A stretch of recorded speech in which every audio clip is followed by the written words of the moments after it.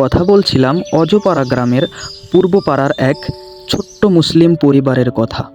সেই পরিবারে সব সময় অভাব অনটন লেগেই থাকতো। সেই বছর বৃষ্টি না হওয়ার কারণে তারা আরও অনেক বেশি অভাব অনটনে পড়ে গেল। এই বছর বৃষ্টি হলো না, জমিটা একদম শুকিয়ে গেল। এত কষ্ট করেও ফসল পেলাম না। ঘরে চালও শেষের দিকে, এখন কি করব? আম্মা, আমরা কি না খেয়ে থাকবো? না রে বাবা, যত কষ্টই হোক তোদের না খায় রাখবো না। শোনো, শুধু চাষ করে তো আর চলবে না, আমাদের অন্য কিছু ভাবতে হবে। কিন্তু কি করব? সরকার থেকে কৃষকদের জন্য কিছু সাহায্য দেয় না? আমরা খোঁজ নিতে পারি। আমার স্যার বলছিল এখন নাকি কৃষকদের জন্য নতুন নতুন সুবিধা আছে। তাহলে কালই ইউনিয়ন অফিসে যাব।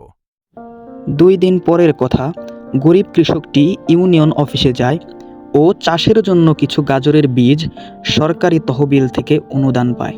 শোনো, আমি কিছু বীজ আর সাহায্য পেয়েছি, এখন আমরা আবার শুরু করতে পারবো। আলহামদুলিল্লাহ, এবার আমরা সবজি চাষও করব। মা, আমি পানি দেব, আমি কাজ করব। এবং সেই বীজ জমিতে বোনার জন্য কাজ করতে থাকে। বীজ বোনা শেষ হলে তারা বাড়িতে চলে যায়। বেশ অল্প সময়েই অনেক পরিশ্রম ও দেখভালের কারণে ক্ষেতের গাজরগুলো অনেক দ্রুত বড় হতে থাকে। আর একটা সময় যখন গাজরগুলো উঠানোর সময় হয়ে এলো, তখন বাবা ও ছেলে গাজরগুলো উঠানো শুরু করলো। মার্কেটে গাজরের বেশ চাহিদা থাকায় অল্প কিছু গাজর বেশ অনেক টাকায় বিক্রি করে।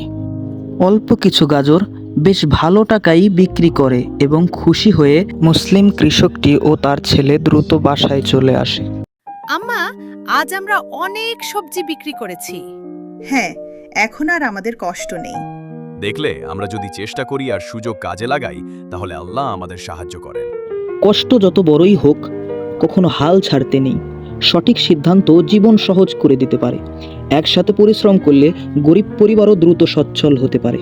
শেষে একটি কথাই বলবো, এই ভিডিওটি কেমন হয়েছে অবশ্যই কমেন্ট করে জানাবেন। ধন্যবাদ।